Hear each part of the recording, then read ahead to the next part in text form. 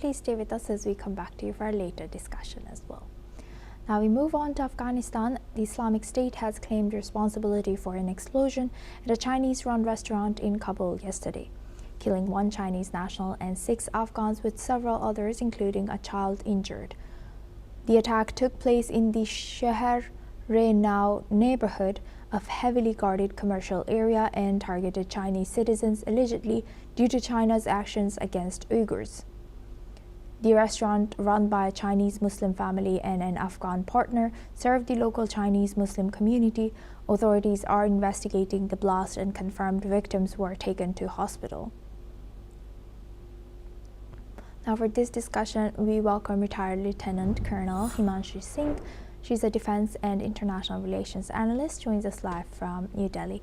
Thank you very much, Lieutenant Colonel, for joining us. Good to see you. Now, what more can you tell us about this? What do we know so far about this incident from Kabul?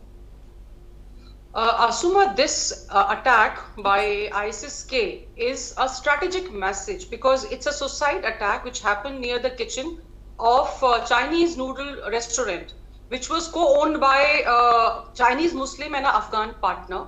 So there are 7 people killed, and the responsibility, as I said, has already been taken by ISK. So this attack actually, addressing the 3 targets. First is China's and the Taliban regime and the regional stability in the South and Central Asia.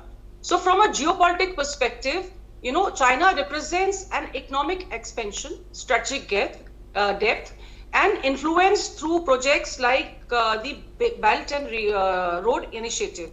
So for ISSK, attacking Chinese interest serves 2 objectives. First, to project itself as the only uncompromising jihadi force in Afghanistan, and secondly, to disrupt China's growing footprints in the Afghanistan, which was vacated by US. So politically also, this attack exposes the vulnerability of the Taliban, as Taliban claims that it has restored order, yet repeated attacks like this, especially on foreign targets, they undermine the narrative of Taliban regime. And the blast is a direct challenge to Taliban's authority, signaling that Kabul is yet not under full control of Taliban.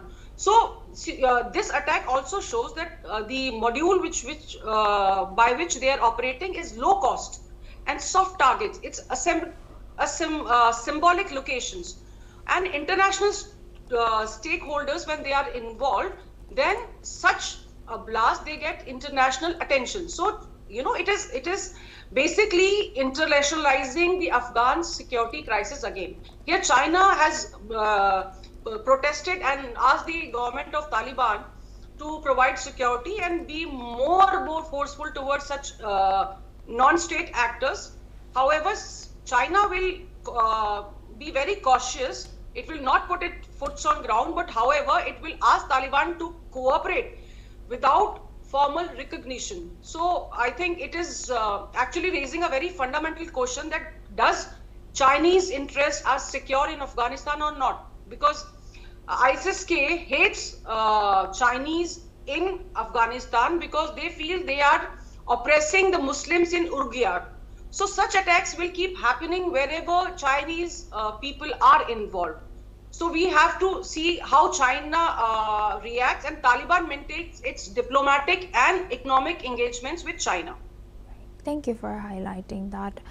And is this, you rightfully highlighted that this is very symbolic in part the location and how cheap this strategy, the things they used to in this making an impact using this strategy of one bomb towards this strategic location.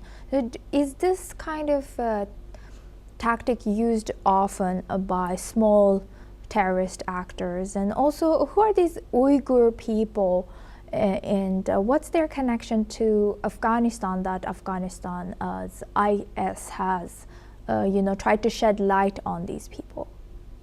Okay, see, ISSK is a terrorist group which feels Taliban is not doing enough for Islam, as they are already in conversation with other governments which are non-Muslim.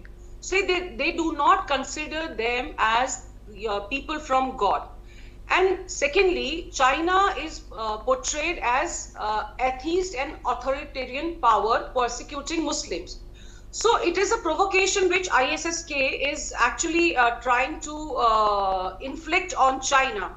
Now, China, since we understand, has lot of regional foothold in areas in Middle East, also in Afghanistan and Pakistan, and it is creating a lot of infrastructure. So whenever there is instability, the outfits like ISSK, they feed on instability. It is then oxygen for them, which is if a stable government comes to Afghanistan, then it will jeopardize the point of view of ISSK. So we cannot undermine these attacks because they are low cost, asymmetrical in nature, and they create an impact by killing 7 people. They have already made it an international issue. So the ideological enemy of the jihadis is not just Taliban. It is anyone who comes and operate in that territory, and they are the bitter enemies of Taliban because they are apostates negotiating, as I said, with Russia, China, and other countries. So ISIS-K will keep targeting these people, and especially anyone who is known to have been oppressing Muslims in their own country. So it is a retaliation against China. It is as the growing crimes by Chinese government for against Muslim in their country is the primary justification which ISSK has given. Right. And how do you analyze current China-Afghanistan relationship? See, publicly, Afghan regime wants to have good relationships with China because this country is a dilapidated state, and China can actually give it some way, help it in making good infrastructure, helping them in making roads, buildings, dams, electricity, and other things. So diplomatically, Taliban wants good relationship with China. However, China also knows that this is a visible attack on China, but the real audience is Afghanistan Taliban. So ISSK is trying to say that you cannot protect your capital, you cannot protect your guest, you cannot protect your future. But China will not withdraw because China is very pragmatic. It will reduce exposure and increase security layering for its own people and demand more from Taliban without public confrontation, because ultimately a lot of money is involved and China is facing a lot of international issues by Venezuela gone, with Iran having a lot of issues inside them. So Chinese interests across the world are actually facing challenges. So Taliban will try to negotiate with China, and China will just leave it at that by demanding more security for its people, and it may increase their own security layers for its people. China has already cautioned the people not to venture out too much, and I think it is unlikely that China will outsource any security, but it will hold Afghanistan responsible for security of its own people.